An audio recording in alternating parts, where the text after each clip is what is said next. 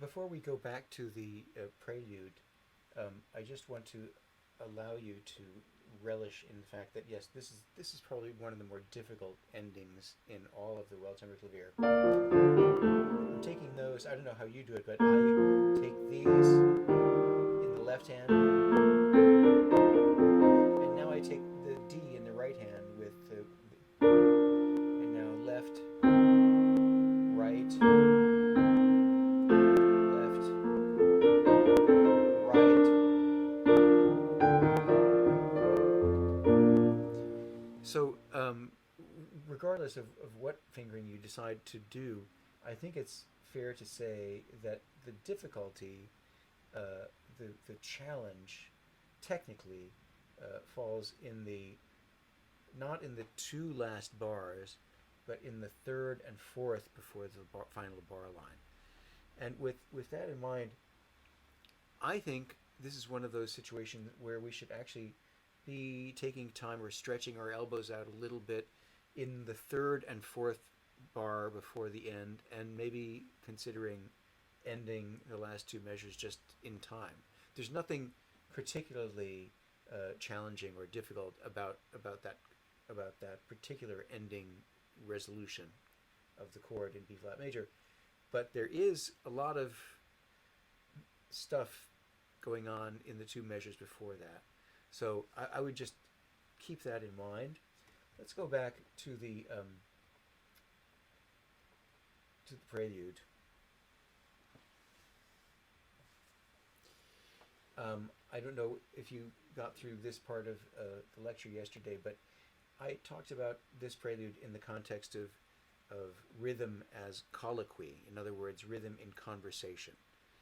And I believe this piece is unique in that I think we have to convey a sense of interplay, of an honest reaction between the left hand and the right hand. I think it's no great feat. It's no great feat to play them all in time and in the right place, more or less the right style. But if we want to have, I actually think about when I think about this, any flexibility that I want to entertain in this piece, I think about this. I don't think about the 30 seconds so much right now, but I think about the top voices.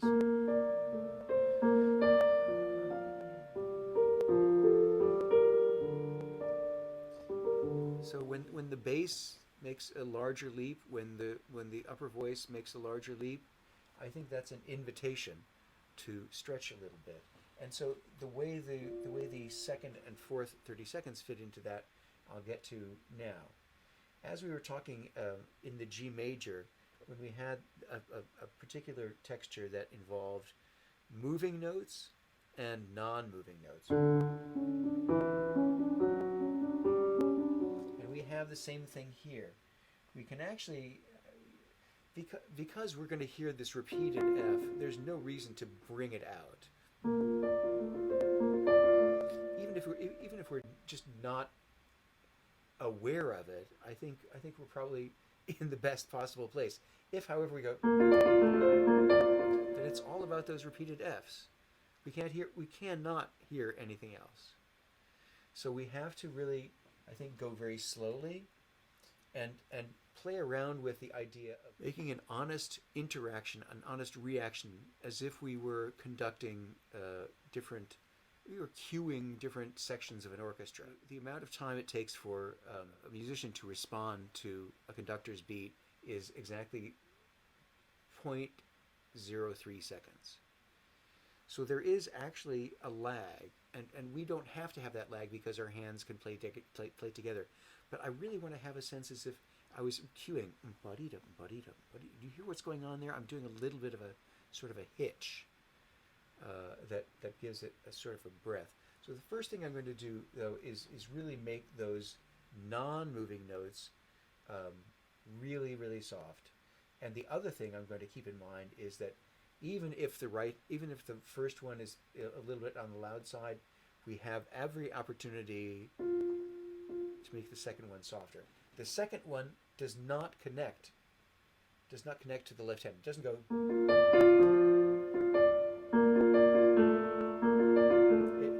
it should evaporate each one of these.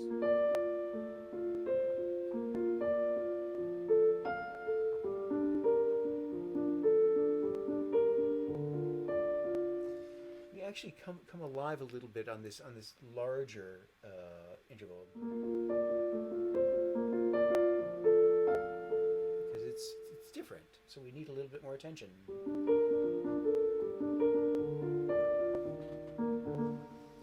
And then we have to instill that same sense of give and take, of yin and yang, of this section and then that section. I know it's possible. I know it's absolutely possible to convey this as an even scale pattern.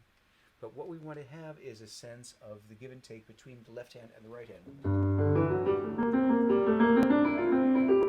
as opposed to.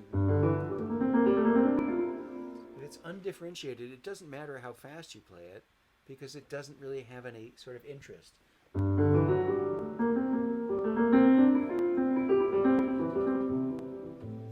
And also be careful that, when you do make a crescendo, it doesn't go too far.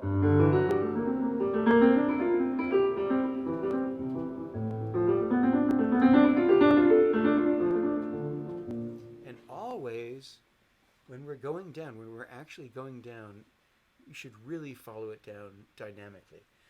Every chance that we have to really cut back on the dynamic is a great thing. We don't have to do it artificially. We can just follow the contour down. So for instance, we go up, going down,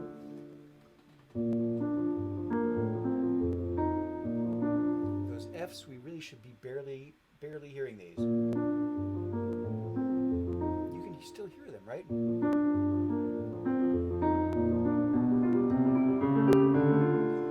the other thing we need to take care of is the large leaps, even in an accompanying voice. We really need to be conscious of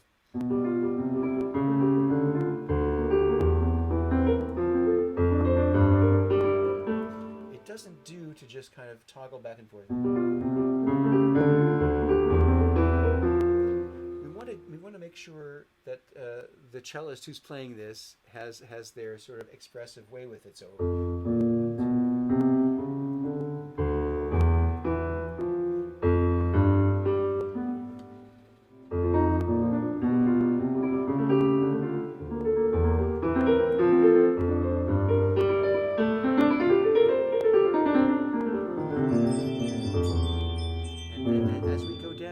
Go down dynamically, because if we constantly try to maintain a sound, we will never have the porous quality like Swiss cheese that we need to have in order to create a nice flexible dynamic environment. So all of these things really have to go up and down.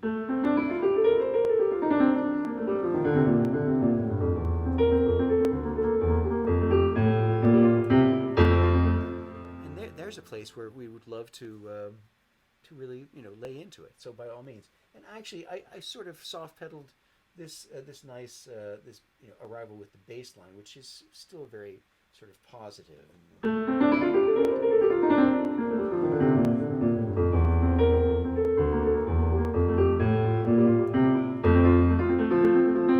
So now you quite rightly.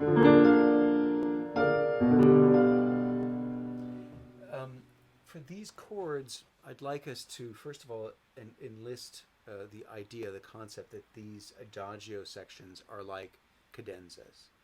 And then I would like to enlist our elective evaporation, so that we're not holding these chords. We just want to end up with that one voice that continues. So I start... I start taking off voices so that the only one left, and I actually do it gradually. I sort of unbreak them, maybe from bottom to top. And now,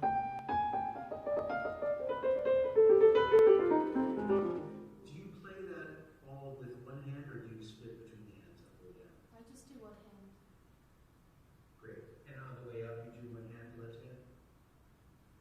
Yeah, it's just one hand.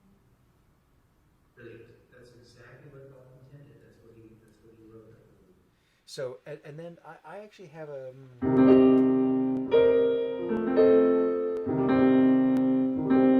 I do this elective evaporation, so I'm following this a little.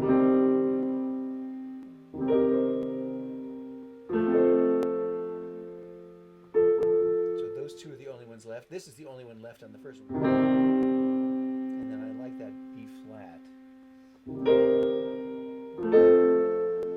So do you hear what I'm doing there? I'm not bringing out any voices. I'm actually just taking away voices so that the ones I want to have ring are the only ones ringing. That will also encourage you to really to do this whole passage as cadenza-like as you like.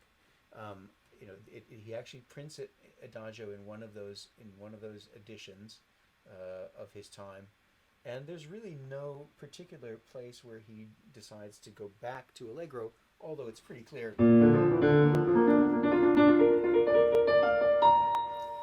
I think there's something to be said at the end of actually stretching the 30-second notes, because it gives us that sense of achievement at the top rather than just in the matter of course. I don't know how you feel about that, but yeah. So all of these. Take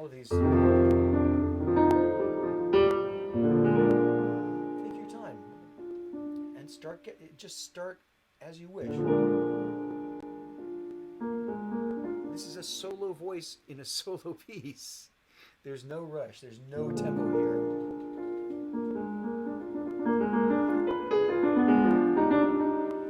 Here's another place where on the harpsichord we have the opportunity of creating a larger and deeper sonority by the practice of overholding. And so we have this passage written in such a way that we get to this place, and actually all the time that we've got this texture, and there are opportunities to achieve a chordal sound. We don't put the pedal down. You can actually just overhold with the fingers. So, for instance, here I'm not going. I'm actually overholding.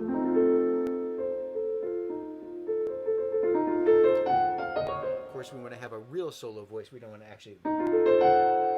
I mean, that would be sort of a romantic thing to do, but I think it's very startling to all of a sudden have a real non-overheld voice.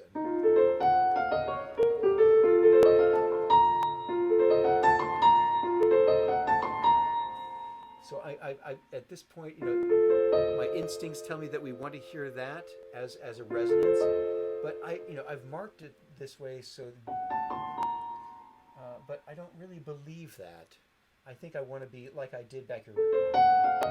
In order to have a solo sort of feeling to the voice, I want to sort of overhold here, but not here. Sorry. Actually, I don't know if you can actually take a little bit of that in the left hand. Take this in the left hand. Just to create more tension, more frisson, more friction, because I think any chance that we have to isolate and celebrate a half step, an upper or a lower half, and particularly one like this that just has nothing but the most sort of anarchist sort of tendencies. Yes, baby girl, what can I get for you? What's wrong? I can't really help you. And here, this is definitely.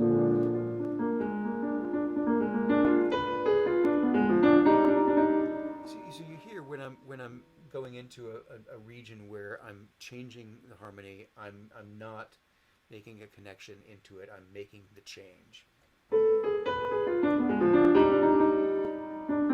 And make sure we do the rest.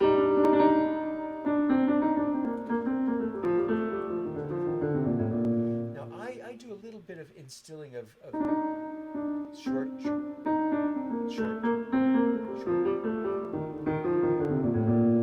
just to get a sense of definition.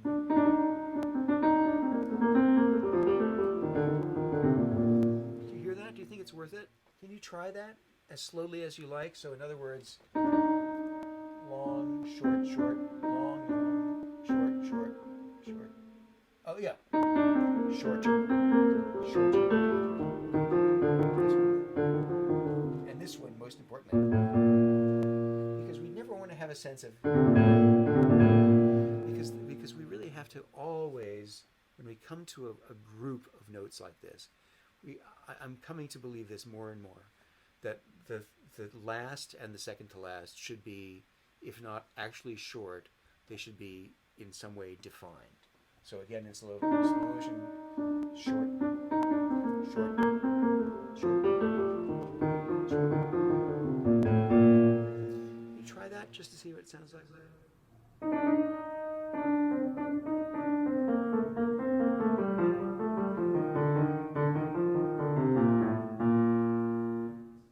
Maybe, maybe as we go further and further down, since this is the last time we're going to do this thing, we're going from the cadenza basically into the tutti, the closing tutti of this little mini concerto. So maybe we can, on the last two, maybe not do shorter and really lay into it a little bit more legato and a little bit louder for the beginning of that last upward sweep. What do you think about that? Want to try that? From here. That's beautiful. Yes, thank you.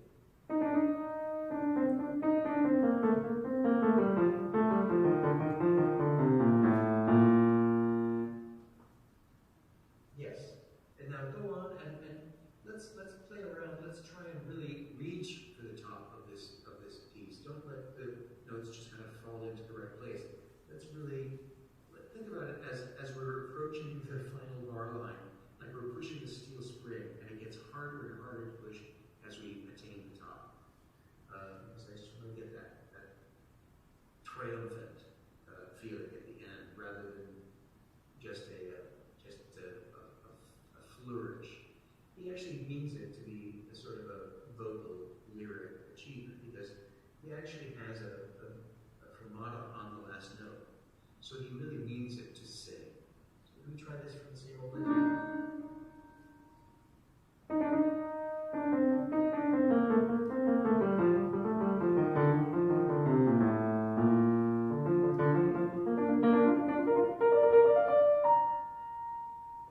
Good.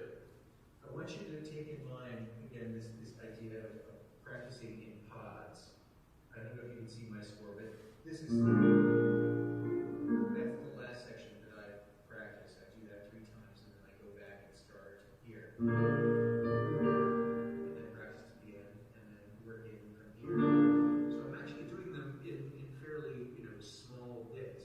But the advantage is that I'm able to concentrate on problems that I've come up against earlier in the piece, but now I'm coming up against them in their place at the end of the piece.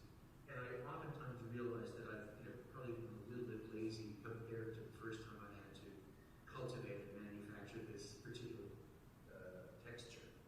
But so yes, I recommend very highly practicing in pods backwards. And then, yes, I still think at the very end, I would love to have you practice it in that way that we tried to do to get the non-moving notes out of the way. So I would practice it.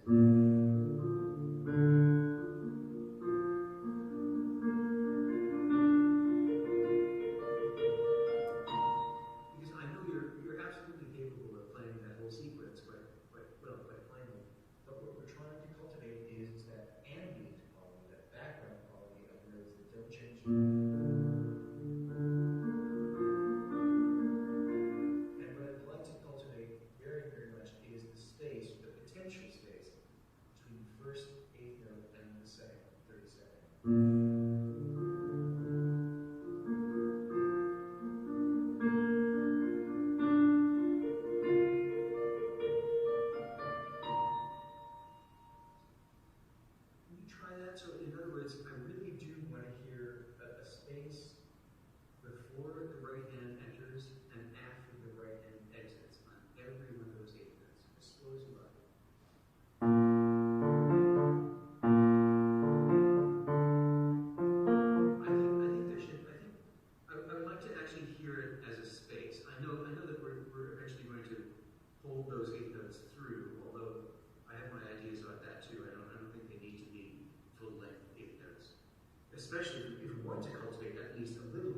of them almost being one line, as they would be if we were playing these pieces on guitar. But I'd like to have space here, and then space there, and then space, space, space, space. Can you try that? Just once.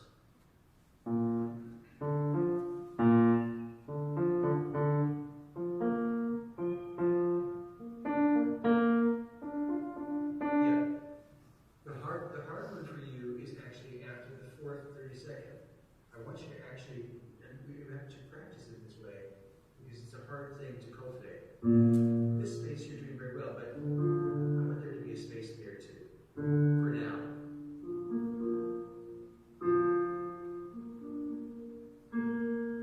Now the main reason for that is not just my being fussy. Part of it is, sweetie, would you excuse me for one moment? I promise I'll be right back. She's begging for treats, and I don't want her to bite me again. I'll be right back in 15 seconds. Come on, sweetie. Nice. And we're back. Okay. Now, yes, so can we try this, a little space between the first and second and the fourth and first?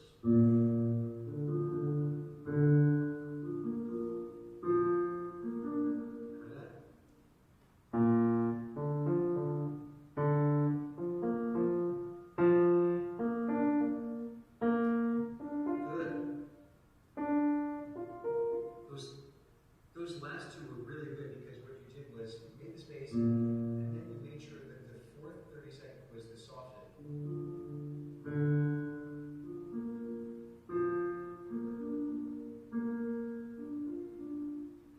And part of your ability to do that has to do with practicing this idea of making the space not only between first and second, between the fourth and first. You heard how difficult it was to try and do it the first time, right?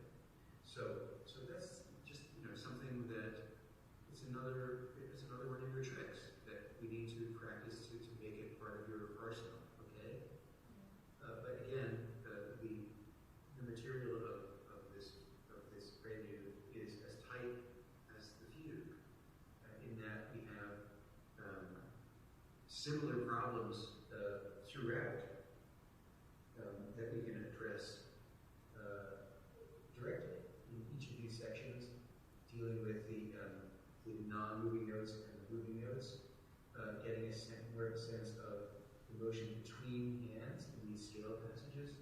It's a finite number of problems, just as there are a finite number of elements and counter subjects in each one of these pieces, which thank goodness because they're so difficult.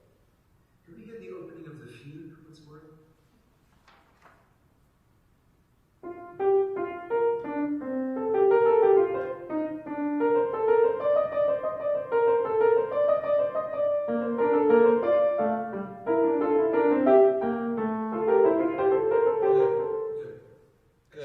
Good.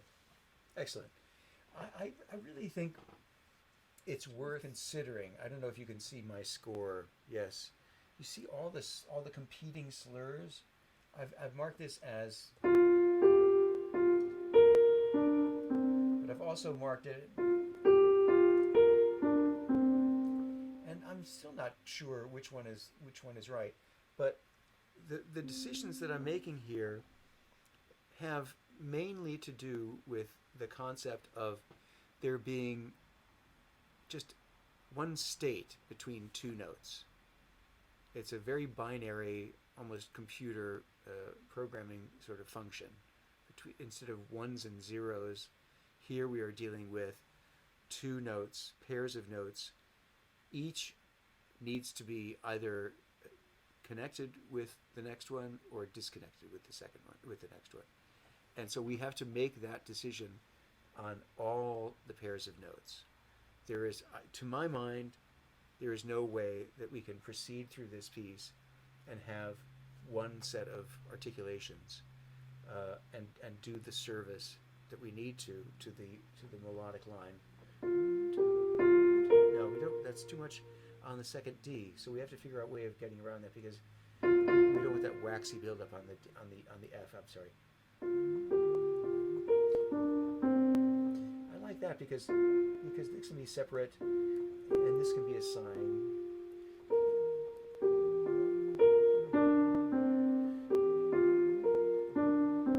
So I'm thinking short, long, diminuendo short, sing out, make distinct, and diminuendo. This is the thing that's really going to make it a good one, or sorry.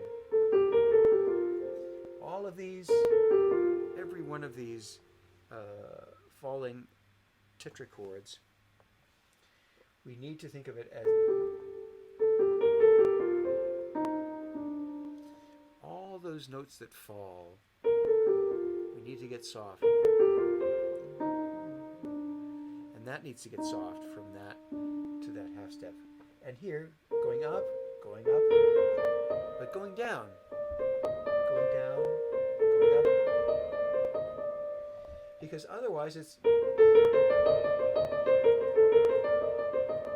And that's going to get not fun really fast, I promise you.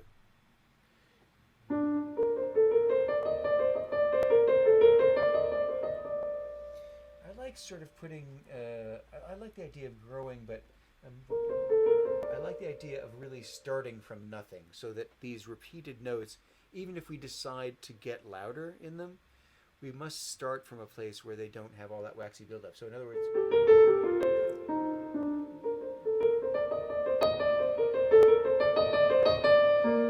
So I'm not really thinking of making that full out. I'm thinking about that being a stepping stone on the way to the final tool. More importantly, I'm going down dynamically. Up, down. It's good to be down here because here's the left hand coming in.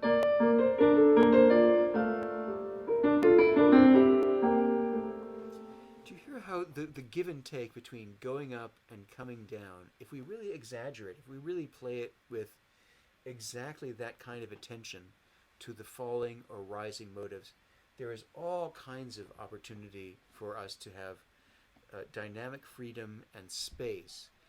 It's always been a matter of some just disappointment to me how often I've ended up in a Bach piece, even ones that I've known very well, and I find myself suddenly at this place where I'm just maintaining a very strong sound. And it's not that it sounds over aggressive or anything like that. It's just that it's like neat Leonardo DiCaprio with the water up to here. There's no room for real expression, and I'm finding the more that we avail ourselves the opportunity of really following the contour down and up, down, softer, up, louder. If we really work that in, there's no end to the transparency and clarity that we can achieve. So I'd like to try the opening again, and just have in mind the idea of making some kind of decided relationship between one note and another. It's really as simple as that. So I don't think it's okay to just say, okay, well, all three of these are going to be short. And I don't think it's all right to say that they're all going to be together either. I'd like to find a way to give them alternating roles, and that in a way that will illuminate the contour of the fugue subject and will also enlighten us as to the capriciousness of this particular fugue. It sounds like it's starting out in a very sort of liturgical sort of way, but then it has this sort of fancy about it, and then it has this wonderful Vivaldi-esque, just rejuvenation of noise for the joyous sake of it. But if it's all up at a certain level, we don't really get that sense of in and out. We don't really get that sense of the different characters within the theme. So this one is singing. This is a little bit more capricious. You see how I'm dying in. And then starting from nothing. Going down. Coming up, down. So it's a very long fugue subject, before we talk about anything else. it's really, 4 measures long is a big deal. So it's really in our best interests and in the best interests of the work to highlight the different aspects of the theme. I contend that there are two, and it basically most times breaks down into a definition of the prevailing rhythm. If we have a fugue subject that's all eighth notes, that's not a matter of investigation. We don't have that. But if we have, as in this one, eighth notes and then alternating with 16th notes.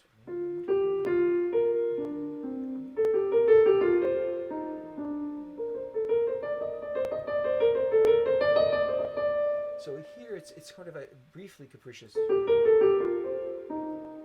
but now it becomes this whole Vivaldi thing. So I think it really helps the clarity of the projection, the execution of the fugue subject, but it also really just, I think, sounds really well this way.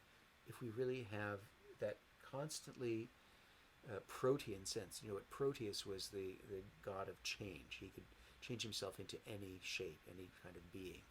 So when we talk about protean change, we're talking about that there is every opportunity to change this exactly as you wish. But we have to realize what it is we're trying to work on. We're going from the stately and lyric impulse to a slightly more capricious side, and then still the lyric, and then starting from nothing, it's all caprice. Will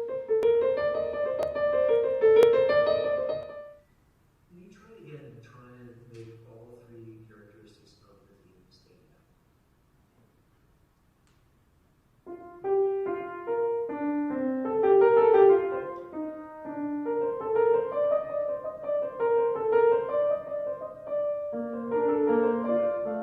Good.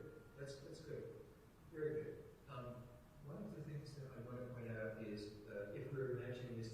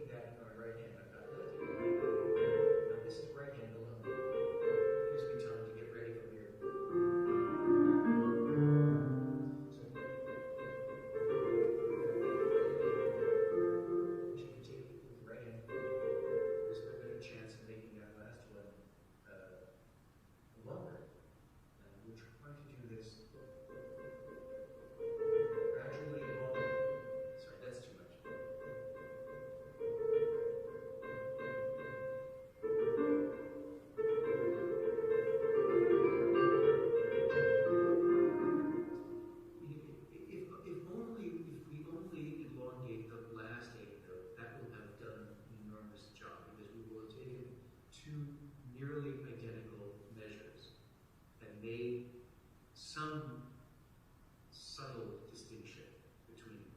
You don't have to do one much louder than the second and do like an echo. Although that's possible if that's your thing. I would only welcome wild changes of tempo, wild changes of dynamics for no apparent reason. I'm all for it because he didn't give us any. And the more that we can have the courage of our convictions and assign this kind of dynamic curve, this dynamic part to this part and that part, if we want to approach measures that are repeat material, if we have a way to make the second one different, if it's dynamically, if it's articulatively, it's all good. Can you hear the beginning of this in the book that we're looking at?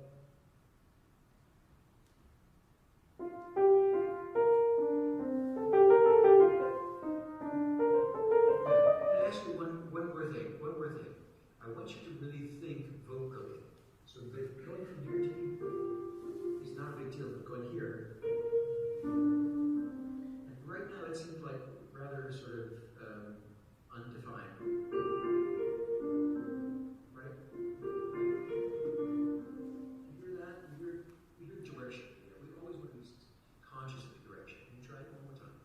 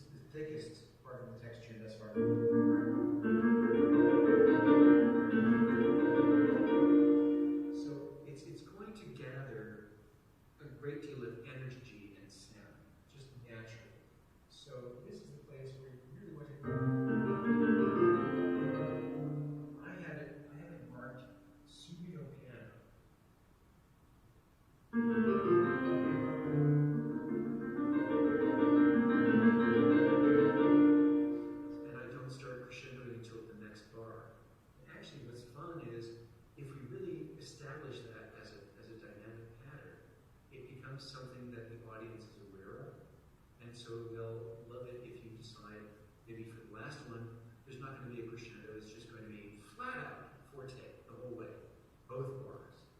And at the beginning, we're playing around, we're at the start of that repeated pattern, growing louder, and so the more we really do that, the more we forget about having a constant, maintained sound, the better the sound is going to be on this piece.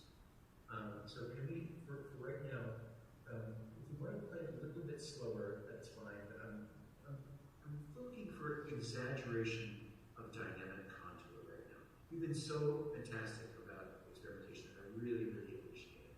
So let's try a little bit of this, wherever you want.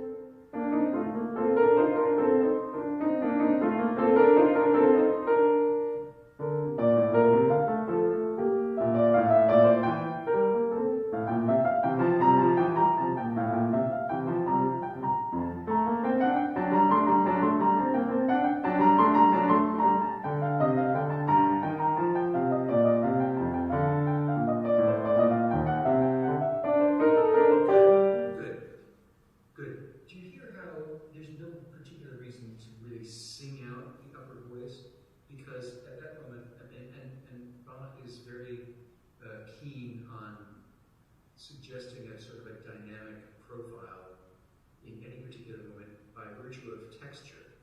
And so all of a sudden, after this, these trumpet eighth notes, we just now have a solo for violin and bassoon, maybe, or cello. And it's actually a very wide dynamic, not dynamic, it's a very wide registral range on this particular section.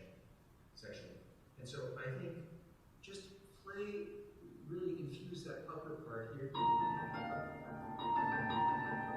have every opportunity to really exaggerate the downward.